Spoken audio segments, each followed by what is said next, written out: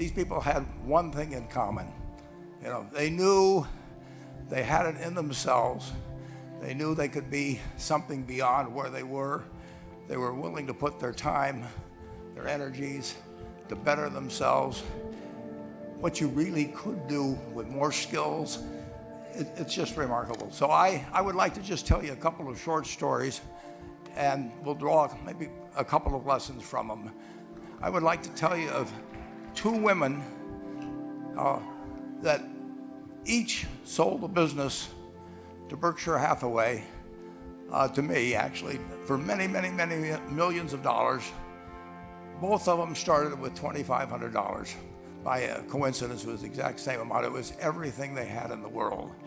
And one of them was a woman who landed in Seattle in 1917, couldn't speak a word of English, had a tag around her neck. The tag said, Fort Dodge, Iowa. The Red Cross got her to Fort Dodge, where she was reunited with her husband who had come to the country a couple of years earlier. And she lived in Fort Dodge for 2 years, and as she put it, she felt like a dummy. She couldn't pick up the language. She couldn't learn a word. And so she and her husband decided to move to Omaha. So they came to Omaha in 1919, and there she found a small colony of Russian Jews, so she started feeling more at home. And then as her oldest daughter went to school, she would come home, this daughter, Frances, and she would teach her mother the words she'd learned in school that day. And this woman, Rose Blumpkin, spent 20 years saving money, bringing first her siblings over, her mother and father, $50 at a time. She sold used clothing to do it. She had 4 children during this period. And by 1937, after 20 years, she'd saved $2,500.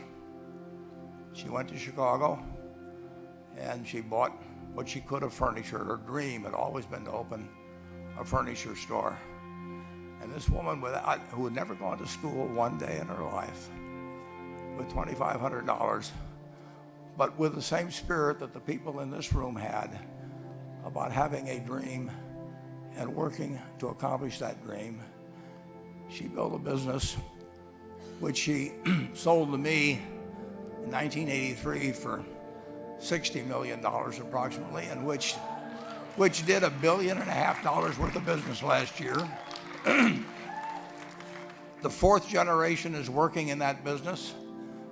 This woman, Rose Blumpkin, she worked for me until she was 103. And then she retired and she died the next year, which is a lesson to all of Berkshire's managers that premature retirement, you can't tell what's going to happen. But Mrs. B, with her $2,500, one further fact about her, she could not read or write. And she went into a furniture business, and she didn't bring anything unique in furniture, but she brought a determination to succeed. She knew she could outwork anyone else. She knew she cared about her customers. She worked at very low gross margins, but she built this incredible business. And I saw one other woman who did a similar thing with $2,500. I paid her hundreds of millions of dollars for her business. So I decided to go to the source and get these people before, I don't want you guys coming around to me asking me hundreds of millions of dollars. I'd like to join in with you much earlier. So I've followed this group, and today I'd like to tell you about one other small business person. This person, I went to buy his business from him, and he turned me down, which was very wise. But this was a fellow who was born about 8 years before I was. He was born in 1922. We'll call him Jack, lived in the Midwest. He was a pretty good athlete, didn't like school much. And I'm going to tell you one thing early in the story. Maybe you can figure out who the guy was. The company he built hires more college graduates each year than any other company in the United States. And this fellow, who was destined for this but did not know it, Jack, went to college for a year and then dropped out. He really wasn't that interested in school. And the year he dropped out was 1941. And when the United States became under attack, he went down to the Army Air Force recruiting station, volunteered, and they turned him down because he had hay fever. So he went over to the Navy and again volunteered, and they took him. They put him on an aircraft carrier. He flew small fighter planes during World War II, got 2 distinguished flying crosses from the Navy, and then he came back to the Midwest. So now we've got a young guy. Probably by this time he would be 23 or 24 years old. And the interesting thing is, he got back to the Midwest, and he actually kind of went from one job to another for a short period of, or not such a short period of time. And he finally became a used car salesman at a Cadillac dealership in St. Louis, Missouri. And at age 35, having moved up in the organization, the sales organization, he said to his boss, "Could I go into car leasing business with you?" The boss said, "Well, if you'll cut your salary in half and you'll come up with," I think it was $25,000, which he borrowed, "we can become partners in a car leasing company." So my friend Jack started at age 35 in the car leasing business. And he had 7 cars. It was pretty slow. In fact, one of the things he did was whenever the phone rang, he let it ring 3 or 4 times so people would think that he was very busy answering other phones. And of course, it was the only call he was going to get all day. So his first venture was okay, but it wasn't really going to go anyplace. And there's a lesson in this for all of us. At age 40, he decided, with 17 vehicles, 17 cars, he was going to go into competition in the rent-a-car business. So now he's taking on Hertz and Avis and National and people like that who have hundreds and hundreds of thousands of cars. And he's got 17 cars, and his cars aren't any different than theirs. I mean, he's buying them from General Motors or Ford or Chrysler. And he can't get the airport locations. Those companies have them all sold up. But he was determined that he would basically offer the customer, can't offer him a different car, but he can offer them friendlier service than they've ever seen. And so he started a company. He named it after the battleship that he'd flown from in the Pacific, which was the USS Enterprise. And he died about a year and a half ago. But when he died, his rent-a-car company, starting with those 17 cars, was worth more than Hertz and Avis and all the rest of the rental cars put together. The man's name was Jack Taylor, and his son, Andy Taylor, is a good friend of mine, runs the business now. A grandchild is in the business. There'll probably be a 4th generation along the line. So this man in the United States, he didn't invent artificial intelligence. You know, he didn't do anything that, just like Mrs. B selling furniture, I mean, that any one of us could have entered those businesses.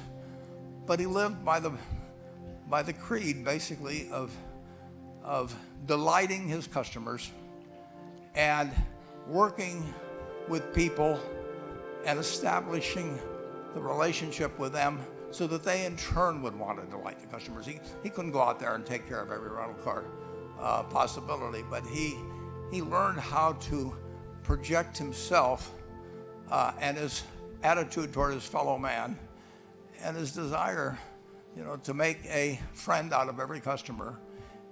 He managed to take very ordinary cars and turn them into this extraordinary business from virtually nothing. And it illustrates several points. One is, you don't necessarily get it right exactly right the first time. I mean, the car leasing business, basically you were competing on the cost of money to finance cars, and it's very hard to delight a customer when you just give them the car and tell them to send you a monthly check for 5 years and you'll be back at that time. So his talents were being wasted basically in that business. But at the age of 40, with all of that experience behind him, he found the golden key.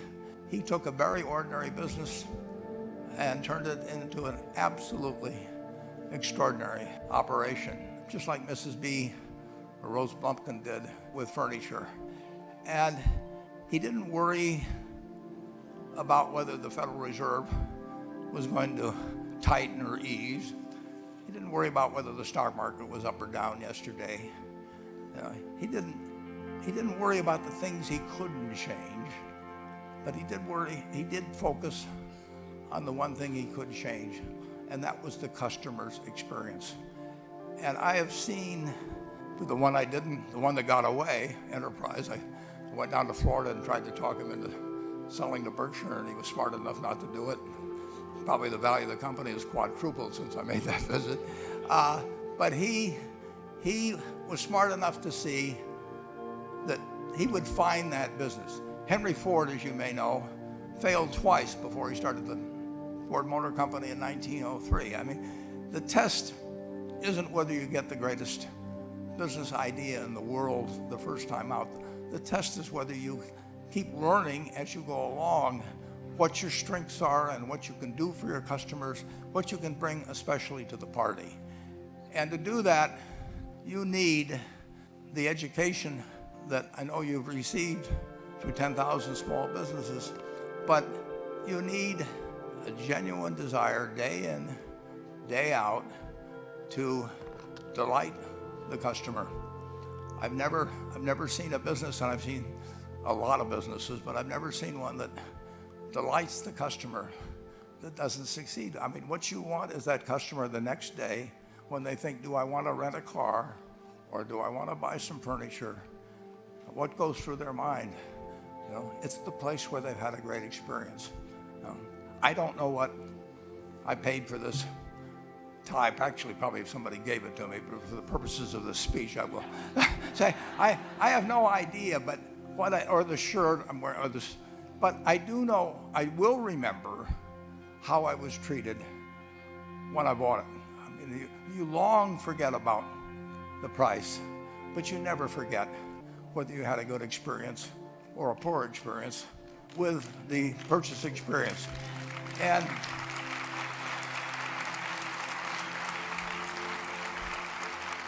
you'll have a hard time finding a person that's had a wonderful experience, a delighted experience in purchasing anything that isn't going to come back.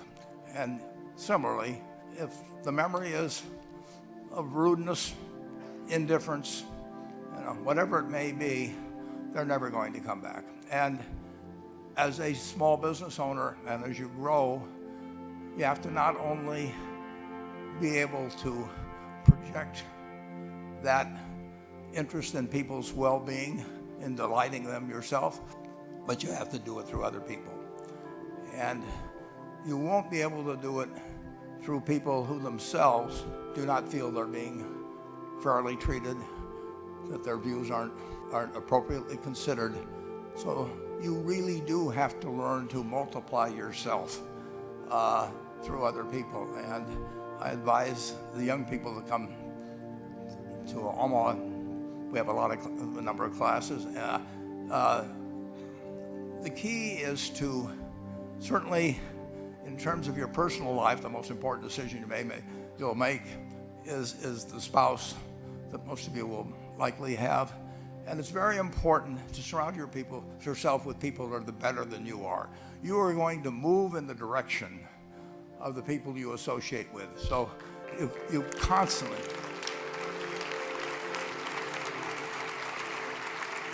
I've been enormously lucky in that respect. I mean, I've just had teachers and friends and a spouse that really was a better person than I was, and I had enough sense to learn from these people that life went better if you behave better yourself.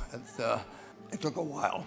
So I advise you to seek out, as your partner in business, your partner in life, whatever it may be, look for the people that actually are examples to you rather than somebody that you think you need to straighten out yourself. And simple rules like that, delighting customers, working through other people, associating with people that will cause you to move in a better path than you might otherwise have. They will take you so far in life that it's hard to believe. I mean, they took Rose Blumpkin without being able to speak a word of English, couldn't read or write, and they took her to what is now a $1.5 billion business. And incidentally, there's been no money put in it since the $2,500. That's been the total capital paid into the Nebraska Furniture Mart. And I think if you looked at Enterprise, I don't know their books the same way, but my guess is that very little equity capital has been added to Enterprise over the years. The business built on itself. So I want to tell you, I admire this group enormously. When I met Dr. Mello's class on September 22nd, 8 years ago, I was thrilled. And I admire people that are doing what you have done. Working hard at your job at the same time. You took on an added, really, a lot of hard work to further your skills. 99% graduate. I mean, it's a mind-blowing statistic. And I'm looking at 2,200 people here who I admire. I'm cheering for you, and I can tell you the best is yet to come. Thank you.